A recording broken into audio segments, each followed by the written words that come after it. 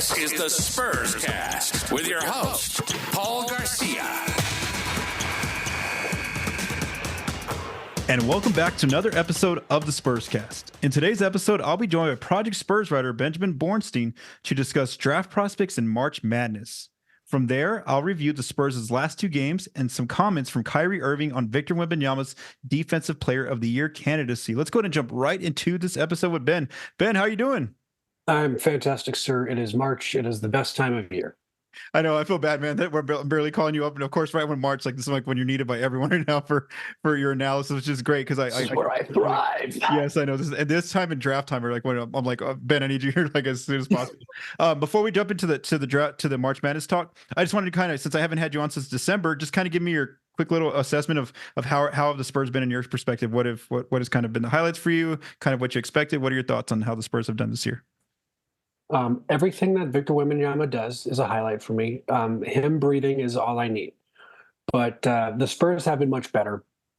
I think the play of Trey Jones has been much better. Him and Victor Wembanyama and Devin Vassell and Victor Wembanyama have gotten some nice chemistry going. I'm very excited about how that looks next year, in addition to whoever they draft this year. They're unfortunately they're still losing a lot of games, but they look a lot better than they did against a lot of those same teams, earlier in the season. They're scaring some teams here and there, which is nice. They're a couple of surprise wins here and there, and really they're not the Detroit Pistons, so all is good. Yeah. So I mean, what the Wizards have fallen behind the Pistons. That's what's even crazier. It's a win or loss record. All right, man. So let's go ahead and jump right into this March Madness talk here. So before we begin the discussion of the prospects, the draft prospects, I do want to kind of talk about how the Spurs could potentially have 4 picks in this year's June draft. So the Spurs will definitely have their own first round pick, which right now, because they do have the third worst record, it's most likely going to go 1 to 3, land there if they end up finishing the season with the third worst record.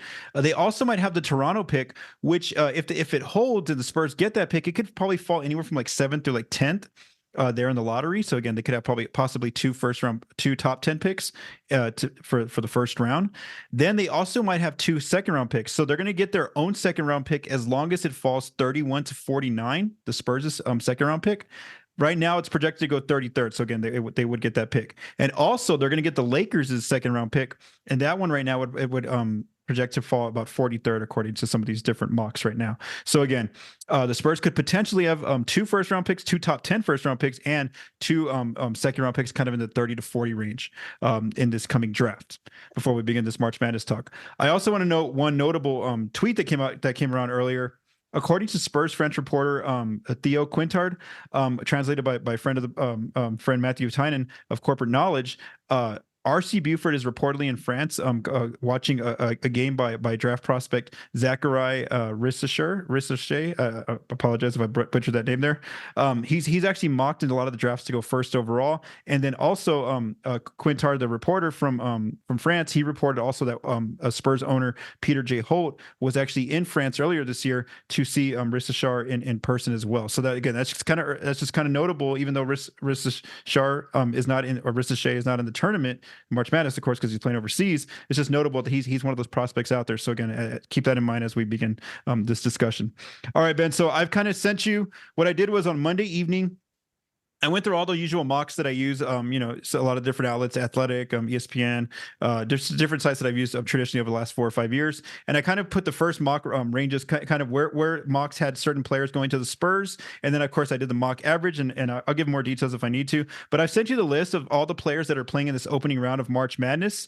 And so what I'm going to let you do is kind of just take it away and kind of give your perspective if you think these players might be fits of the Spurs, kind of who are these players. And then if one of these players, I have some interesting questions about these players, I'll definitely present it to you. So go ahead and take it away. Just kind of go if you want to begin with the list. All right, let's do it. So part of the first 4 games actually playing tonight. We're recording on Wednesday, March 20th. Colorado's Cody Williams, a prospect a lot of people have in the top 5 for the most part. I think he's a consensus top 5 guy right now. 6'8" wing, kind of does a little bit of everything, still very raw. He's very much a play for high upside, which is what a lot of people like to do. Shooting has improved throughout the season, but still needs to show more of that. but in this kind of draft, it's a very weak draft. It's kind of anybody can go number one. There's no real consensus number one, I'd say. That's a guy who can make an impression. So he'll have a chance to do it tonight. We'll see if they win. If they don't, then you get one postseason game from him. If not, you get another one. Yay us. Another guy on this list I happen to really like. I really liked him last year too. Creighton point guard Trey Alexander. The way he plays the game, I just enjoy. He makes that offense run. He finds guys in their spots. He knows when he has to take over. He's great. I really love watching him play. I think the biggest knock on him is a little undersized. I think he's 6'1", 6'2". So a lot of people, he's not big enough to play point guard in this league. I don't buy that. That's what a lot of people said about Steph Curry. Another guy on here, Big Ten guy, Terrence Shannon Jr., mocked near the end of the first round. A little surprised, not because he's not good, but because he's old. He's fourth or fifth year senior. I can't remember off the top of my head, but he's been around. So for him to be mocked near around 26 is fantastic for him. I like him a lot. He's about 6'5", 6'6", does a little bit of everything. There are times he was saving Illinois late in games. Good player. I think there was an issue earlier in the year off the court. It was resolved.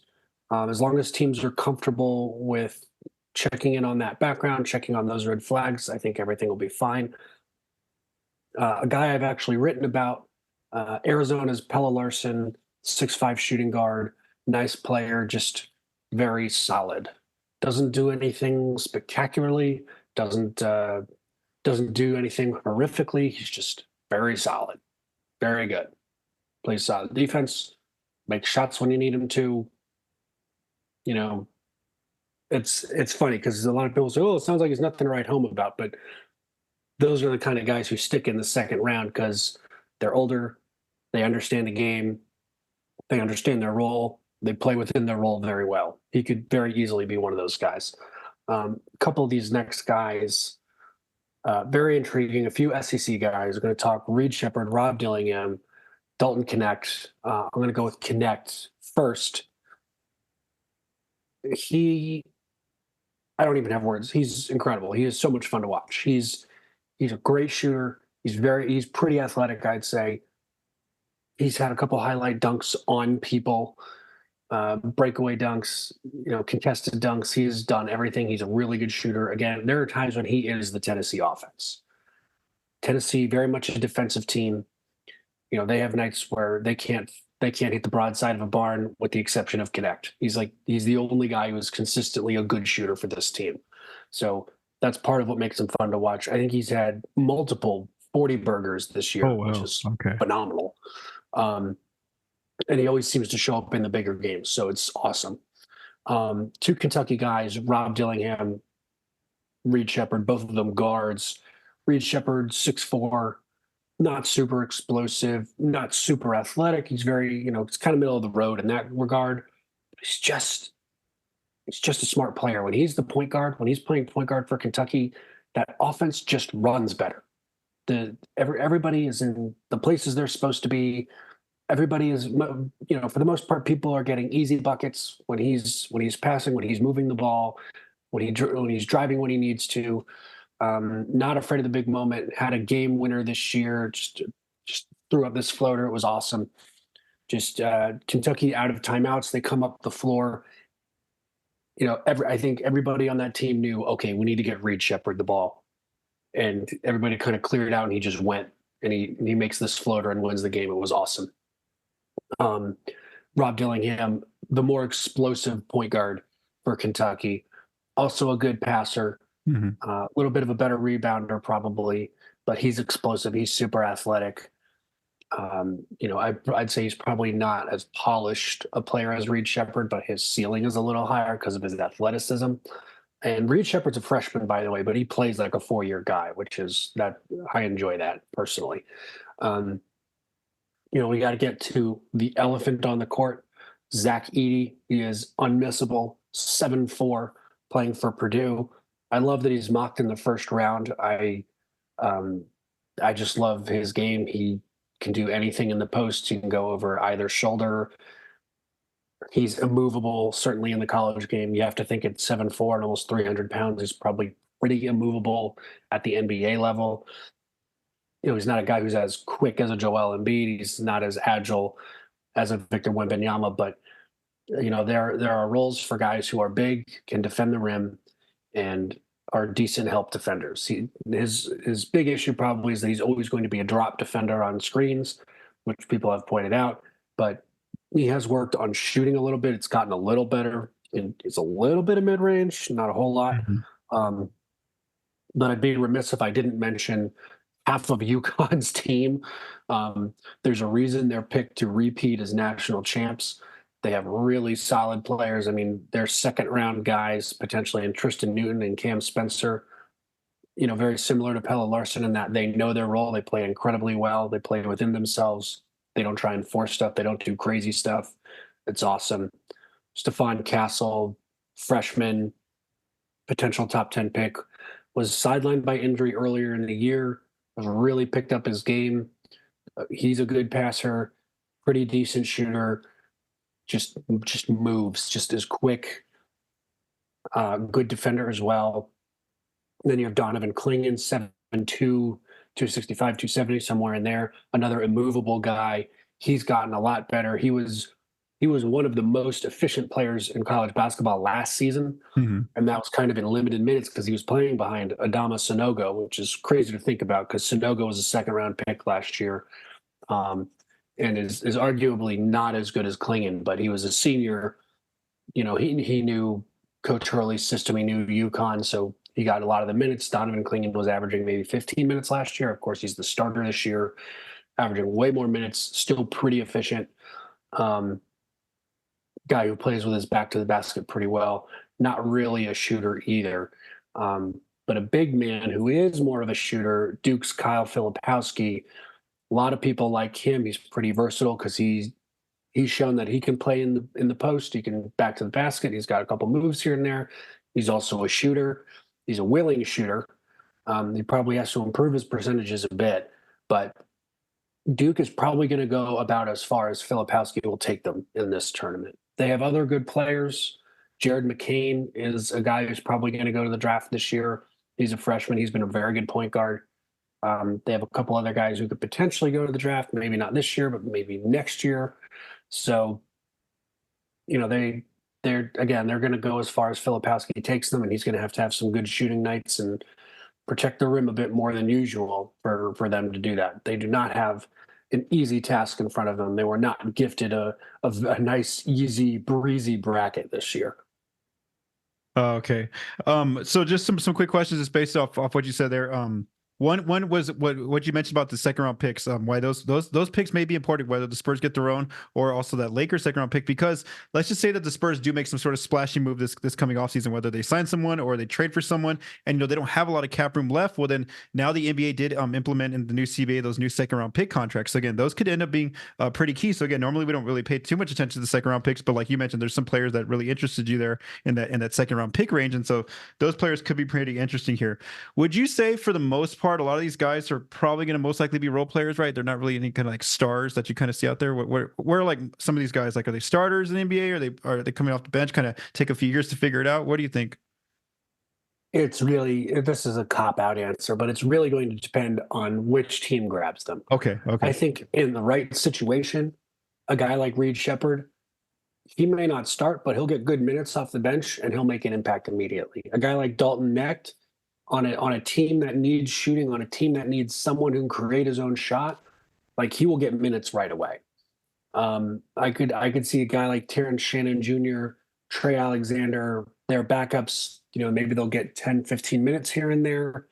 But I think a lot of people would say that a lot of the overseas guys in this draft are the potential superstars. Done Risha Shea, couple names I've been seeing come up. Tijane, oh boy, I'm gonna Tijane Salon. Tijane Salon, yeah. Mm-hmm. Ron Holland of the G League, he's a bit of a question mark. He ended his season early, had an injury. You're talking about Nikola Topic. Mm-hmm.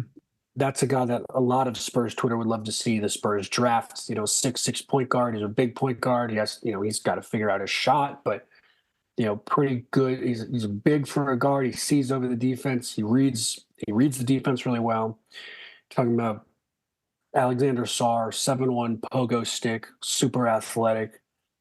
A lot of people get excited about him because if you're the Spurs, you could end up with Twin Towers again.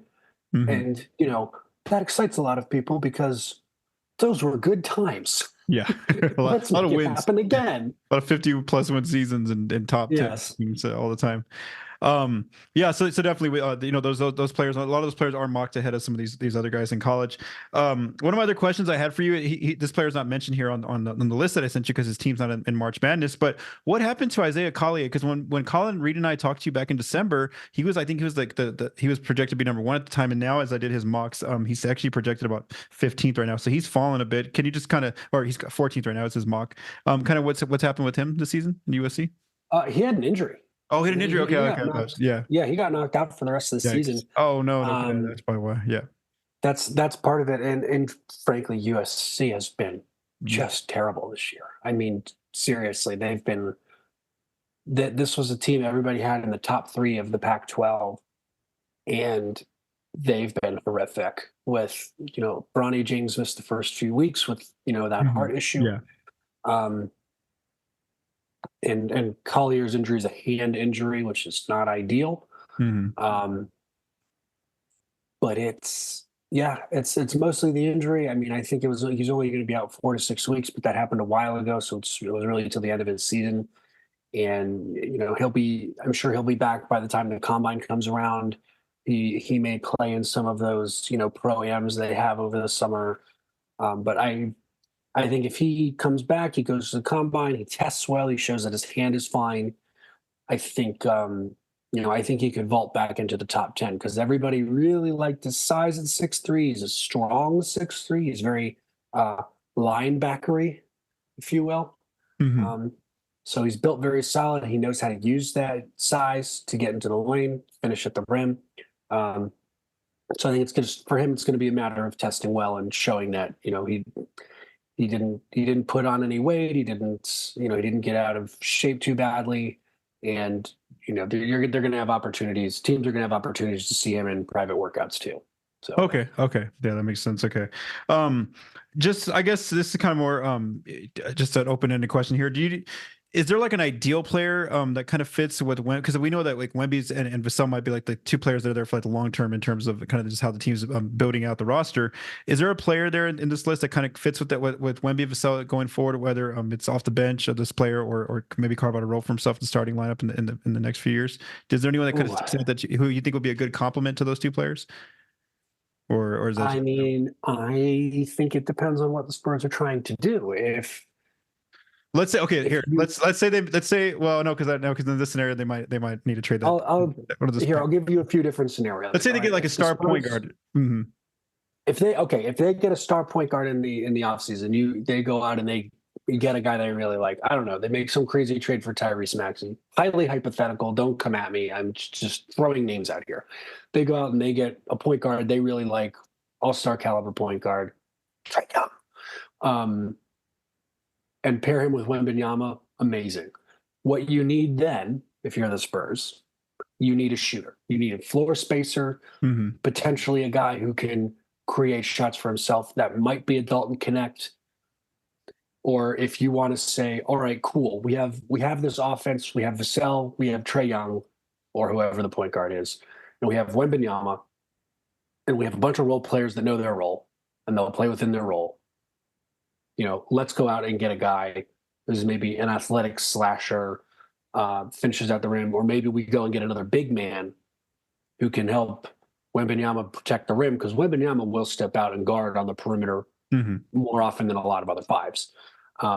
So if you get a guy who can be strictly a 5, if you get an Alexander Sarr and you go full Twin Towers, I think you're signaling, all right, we're all in on defense, especially because we kind of have to hide Trey Young.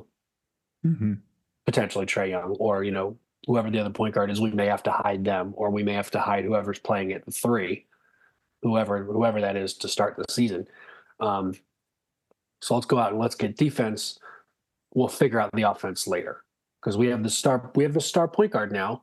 He's going to run our offense. It should look a lot smoother. We have Trey Jones coming off the bench, so the second unit should be solid. Why not? Yeah. Okay. So that's interesting how you said that. Like, it kind of depends what move they make first, and then that might lead to what player best complements Wemby and Vassell going forward. The only problem is the draft happens before free agency. Yes, I know. Because when I said the picks, I was like, oh, they might not have one of those picks. They have to move one of those picks. So I mean, that's as long as the Toronto pick falls to San Antonio, that's like the one luxury for San Antonio, is that they could potentially have 2 top 10 picks here coming into this draft, in case they do need like a draft asset to try to move. You gotta like your odds being able to pick in the lottery twice. Yeah. And then, like I said, those second round picks could be come in handy. And again, in the event that the Spurs do make some sort of splashy move and they don't have a lot of cap space or roster availability, well, then they could use one of these young players from college there at the second round if they want to sign that player. It's like a second round pick kind of type of contract. So again, we'll kind of see what happens there. Thanks, Ben, so much for taking some time, man, and joining us. Of course, we're going to be reaching out to you as the season ends, when we start looking at the lottery, and as the draft gets closer. Awesome, man. Thank you so much. Take care. All right. Have a good one. Thank you. Okay, so now for our next topic, I want to go and explore how the Spurs have done in their last 2 games since I last recorded a Spurscast episode. So let's go back to Sunday. The Spurs are in Austin for that second game of the I-35 series, where they hosted the Brooklyn Nets in Austin, Texas. And so this is a very interesting game for the Spurs. They ended up going down by 11 pretty early in this game. I think it was in the first quarter. They trailed for most of the game. However, they kept it close with Brooklyn. With about 6 minutes left in the game, the Nets are actually up by 10, and the Spurs make a little bit of a run here, and they make a comeback, and they actually force overtime. And then in overtime, it was the Spurs who completely took control, and they ended up winning the game. This was a game where Victor Wembanyama had one of his monster games of the season. He ends up playing 36 minutes in this game, the second most minutes he's played in a game this season. He ends up with 33 points on 54% shooting, 15 rebounds, 7 assists to 4 turnovers, and then 7 blocks in this game. And then what was really remarkable with Wemby is just the fact that how you see that he really performs at his best in the most crucial times of games. And so that was shown there. When you look at just his fourth quarter and overtime numbers, he ends up getting 13 points. He was, this Nets just had no answers for him in the fourth quarter and overtime. And also 3 of his blocks came in the fourth quarter and overtime. And one of his blocks was one of those crucial blocks where at first the refs had called it a goaltend, but then they went back and reviewed it, and it was actually it was a clean block by Wemby there. So again, Wemby had a monster night there against the Brooklyn Nets, where the Spurs got their 15th win of the season by beating Brooklyn in overtime. One thing I also want to note about just the way the Spurs fed Wemby and found him inside is that he ended up tying his season high with paint points, with 22 paint points in that game against Brooklyn. So 22 of his 33 points did come in the paint against the Nets. Then on Tuesday, the Spurs returned to San Antonio, where they hosted the Dallas Mavericks for the final time this season, playing the Mavs for the final time. This one, the Spurs fell behind by 13 pretty early. Then they kept it close. They were right there with Dallas at different times. They did at least take the Mavs down at crunch time. Again, Dallas didn't get an easy win here. They were favored by 9, but the Spurs did make it, pretty close there at the end. However, Dallas, they entered as the best crunch time team according to win-loss record in crunch time, and so Dallas did just that. Even though Luka Doncic had a tough night shooting the ball, he ended up shooting 6 of 27 from the floor. They still had too many answers with Kyrie Irving, and then Dante Exum came off the bench, and he had a big 3 there late in the game. And so Dallas ended up winning this game by 6 points. They beat the Spurs. And this is a game where, even though it just shows you just the kind of players that Luka and Wemby are, the fact that for them, they had a tough night shooting the ball, but you should still see the numbers that they each put up in this game. So Wemby, he ends up playing 32 minutes of this game. He ends up with just 12 points. Again, he had a tough night shooting the ball, 3 of 13 from the floor, 11 rebounds, still a double-double, 3 assists to 5 turnovers. Okay, that was a little bit of an issue for him. But again, 6 blocks in this game. Wemby records 6 blocks, and then he also had 1 steal in this game. And then same thing for Luka. Yes, he had a bad night shooting the ball, 6 of 27 from the floor. However, he still gets a triple-double in this, bad type of game for him. 18 points, 16 assists, and 10 rebounds in 40 minutes of play. So again, the Spurs did end up losing to Dallas, and so Dallas ended up sweeping the series against San Antonio for this season, and the Spurs are now left with 13 games left in the season. Okay, so now for this next topic, I really want to discuss a quote that Kyrie Irving had after the Mavs beat the Spurs in San Antonio on Tuesday evening. This quote was interesting for two different parts of it. For the first part, Kyrie gives like a little bit different of a perspective of what a guard's seeing from his perspective going up against Wemby when Wemby's there, patrolling the paint, and then also he gave really support for Wemby as a possible Defensive Player of the Year candidate. So let's kind of go through what Kyrie said here.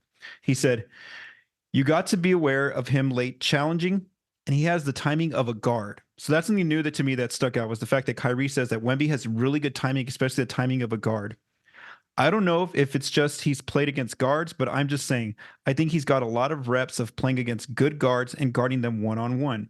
Today, I thought I had a reverse layup, and he ended up blocking it on the left side because I thought he was going to be on the right side. But he has this long wingspan, so he covers up a lot of space. Me as a competitor and challenger, I like going in there and challenging him, because if you can finish on Victor Wembanyama, I feel like you can finish on anybody in the world.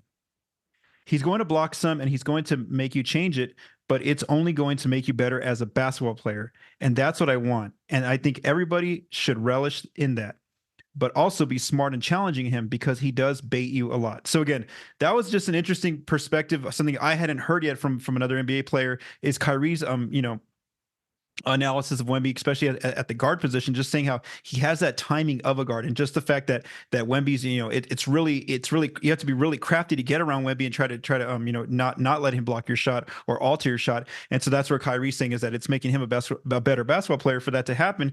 And I would have to go through all the game logs, but I want to say Wemby's blocked Kyrie, I think, in every Mavs Spurs game that they've played, that they've both been in the same game, or at least two of the three or two of the four. I don't recall, but I know the season opened with Wemby getting his first block on a Kyrie mid-ranger, and then even last night on Tuesday, Wemby got that block there on that layup, like Kyrie mentioned there. So again, that was just an interesting perspective from Kyrie's point of view about why he thinks, about Wemby's timing and why he's so good about blocking and anticipating shots there for the guards in the league. Here was the other part of his quote, and then from there, I'm going to kind of dig into some stats, because it was just really interesting to hear him say these things about Wemby's Defensive Player of the Year candidacy. So here's what he said. He continues. He does do things like a Defensive Player of the Year would.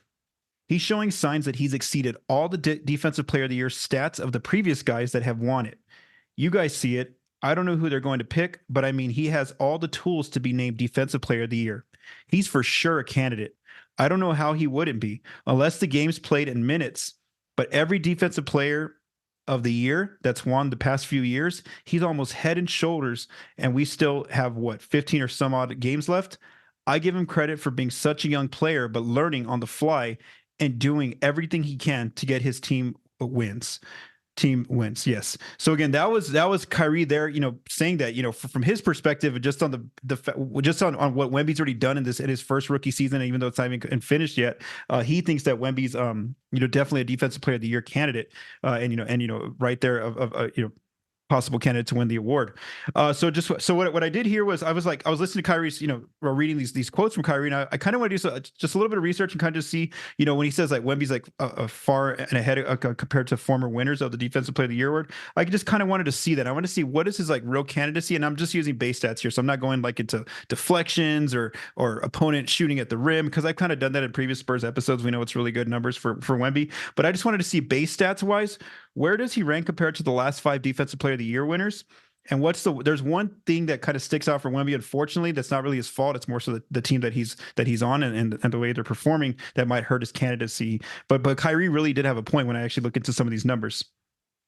So right now, Wemby has played 61 games. So all he needs to do is play 4 games in these last 13 to qualify for the awards season here. All he needs to do is get to 65 games. So again, right now, as of Wednesday evening that I'm recording, he is at 61 games that he's played already.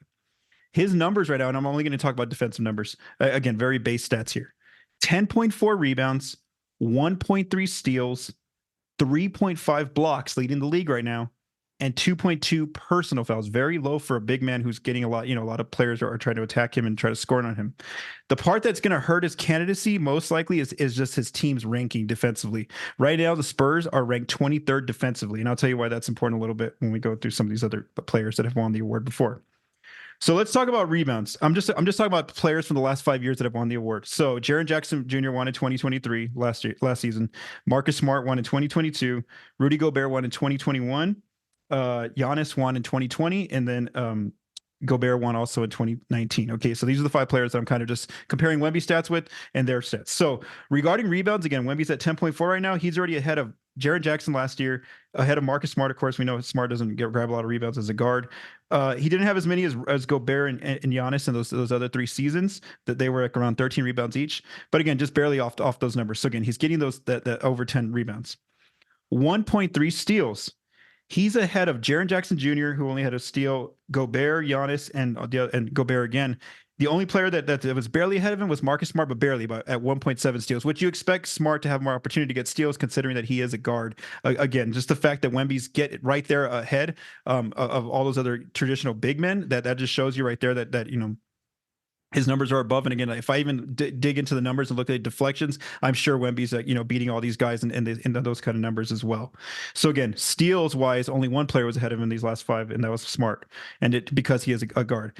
Here's a stat that none of these players are beating him in: blocks. So Wemby's averaging 3.5 blocks right now. Of course, none of those other 5 players had 3.5 blocks at all. The highest player closest to him was, let's see here, Jaren Jackson Jr. last season had 3 blocks a game. But again, Wemby's right now at 3.5.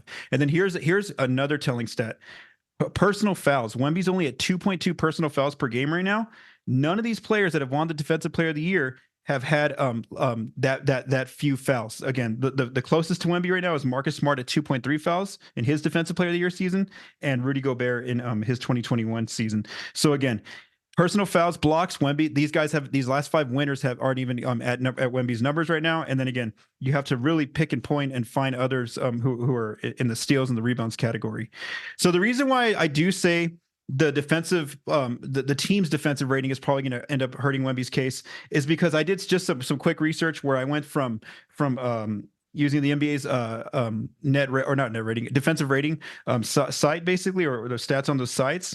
And I went from today or last season, 2023, all the way down to when they first start data, which is in 1997. I guess that's when it first gets tracked, the defensive ratings. And unfortunately for Wemby, nobody that's won the award, again, from 1997 all the way to 2023, has ever won the award ranked that where the Spurs are at defensively. So when we talk about Jackson, Marcus Smart, Gobert, Giannis, and Gobert, all those players' teams, they were top 5 defensively. They were actually top 3, all 5 of those players. So you do see that voters tend to go right. They try to look at who's the best defense initially, and then start to make their way through there. Then I went all the way back to 1997, and almost every winner is on a top 10 defense, or mostly top 5, honestly. And then, but it's always top 10. There was only 2 outliers who weren't in a top 10 defense. That was 2007, Marcus Camby. His team Denver was ranked 12th defensively. So again, Camby, the Nuggets were ranked 12th that year in 2007, and he ended up winning Defensive Player of the Year. Then the other player who's an outlier here is Dikembe Mutombo. In 1998, the Atlanta Hawks were ranked 13th defensively. So again, the lowest someone's been picked Defensive Player of the Year since 1997 in the last 26 years is 1998. So again, that's the one part that's going to probably hurt Wemby's candidacy. Again, just the fact that the Spurs, it's hard. It's a little bit tough of an argument to say, the Defensive Player of the Year is on a bottom 10 team. However, you could just use when Wemby's on the floor stats, because like I mentioned before in last week's episode, the Spurs are a really good defense with him. And then even Kirk Goldsberry of ESPN had some tweets over the weekend saying that the Spurs would be number 1 defensively, basically, as long as Wemby's on the floor. So again, if he played 48 minutes, the Spurs would have the best defense in the league, according to what the numbers are saying right now. So again, that was just a quick little research kind of analysis based on Kyrie's quotes, because I did find that interesting that he said that, and I just wanted to look and see where are those past winners at. And sure, I mean, Kyrie has a good point there. Like a lot of the players, Wemby's putting up numbers that some of these players didn't put up. And again, the only thing that's probably going to hurt his cause is the fact that the Spurs do have a bottom 10 defense right now, or they're ranked 23rd right now. So again, that would be the one part that's going to make it difficult. But again, we'll kind of see what happens. Again, there have been outliers who have won the award, but no outlier has ever favorite one that wanted all the way down their teams ranked at 23rd. So again, we'll kind of see what happens. And again, I just kind of wanted to share those quotes from Kyrie because I did find those very interesting. One, about his perspective on trying to score against Wemby, and then two, just the fact that he's very supportive of Wemby being a Defensive Player of the Year candidate. All right. Thank you to Ben for joining me, for taking some time to join me on this episode of the Spurscast. If you like what you heard, please subscribe, rate, and review on YouTube and your favorite podcast apps. This episode was written, recorded, and produced by Paul Garcia. From all of us at Project Spurs, stay safe and have a great day.